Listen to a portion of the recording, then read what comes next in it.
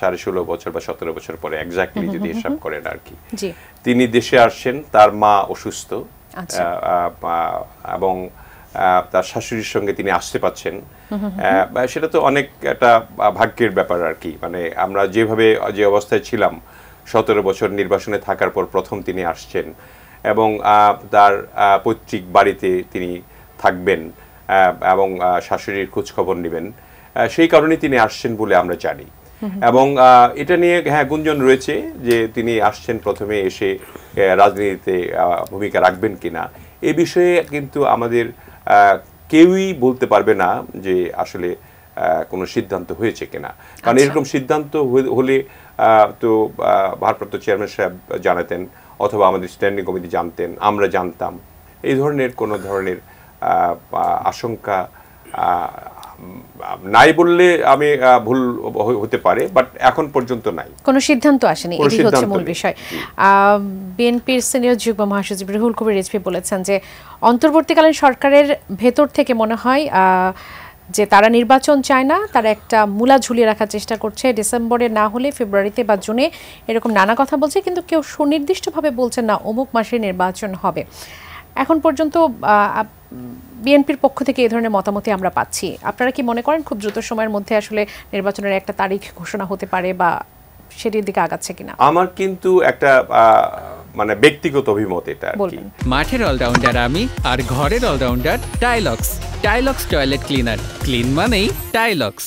যে সৌরভ ভাই যেটা বললেন যে সংস্কার এবং নির্বাচন নিয়ে যে সমস্ত এই যে টানা হেঁচড়া চলছে আর কি, কোনটা আগে হবে কোনটা পরে হবে, এবং এনসিপি বলেছে যে এদেশে আওয়ামী লীগের বিচার না হওয়া পর্যন্ত কোনো রকমের নির্বাচন হবে না, অথবা এ ধরনের কথা বলেছে। তো এগুলি কিন্তু কথার মালা। আপনার রাজনীতিতে অনেকগুলি কথা থাকবে, বাট স্পেসিফিক একটা টপ মহলে কিন্তু একটা ডিসিশন থাকে আর কি। সেক্ষেত্রে আমি মনে করি ডিসেম্বরে নির্বাচন হয়ে যাবে।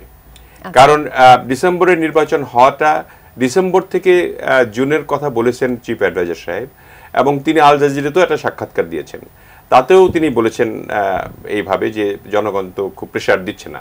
তা আসলে জনগণ প্রেশার দিচ্ছে না, তো বৃহৎ এই যে দল বিএনপি তো প্রেশার দিচ্ছে না। বিএনপি তো বরঞ্চ সহযোগিতা করছে সংস্কারের জন্য, মৌলিক সংস্কারগুলি করে যাতে দ্রুততম সময় নির্বাচনটা দেয়, এবং নির্বাচন দিলে পরে যে সংস্কারগুলি ঐক্যমত হবে, যে সংস্কার কমিশন এবং আমাদের সংস্কার নিয়ে, আমাদের তো 31 দফা সংস্কারের একটা প্রস্তাব রয়েছে আপনি জানেন, সেই প্রস্তাবে মধ্যে যেগুলির মধ্যে ঐক্যমত হবে সেটার একটা বোঝাপড়া হয়ে আপনার সেই সংস্কারগুলি তো করতে হবে আপনার সংসদে গিয়ে। এবং এই সরকারকেও, আমি বারবার এই কথাটা বলি, এই সরকারকেও বৈধতা দিতে হবে সংসদে গিয়ে। সংসদে যদি আপনার বৈধতা না পায় তাহলে কিন্তু এই সরকারটা অবৈধ হয়ে যাবে। যতই আমরা এখন কিন্তু বৈধ সরকার বলে আমরা বলি পোস্ট ফেক্টো বৈধ আর কি, মানে আপনার যখন এটা সংসদে গিয়ে বৈধতা দেওয়া হবে, রেটিফাইড হবে, তখন তারা বৈধ সরকার। তো ওনাদের জন্য কিন্তু এটা অনেকে হয়তো বুঝতে পারছে না, বা বুঝেও এটা হয়তো ডিসক্লোজ করছে না, এরকম কিছু একটা হতে পারে। বা অনেকেই যারা এখানে উপদেষ্টাগণ আছেন তারা কিছু বিজ্ঞ, কিছু অনভিজ্ঞ, কিছু অভিজ্ঞ, এরকম মিক্স অ্যান্ড ম্যাচ করে টোটাল জিনিসটা করা হয়েছে। বাট আমার কাছে মনে হয় যে ডক্টর প্রফেসর ইউনূস তিনি অত্যন্ত বুদ্ধিমান, এবং সারা দেশেই তো সমাদৃত এবং সারা পৃথিবীতে সমাদৃত।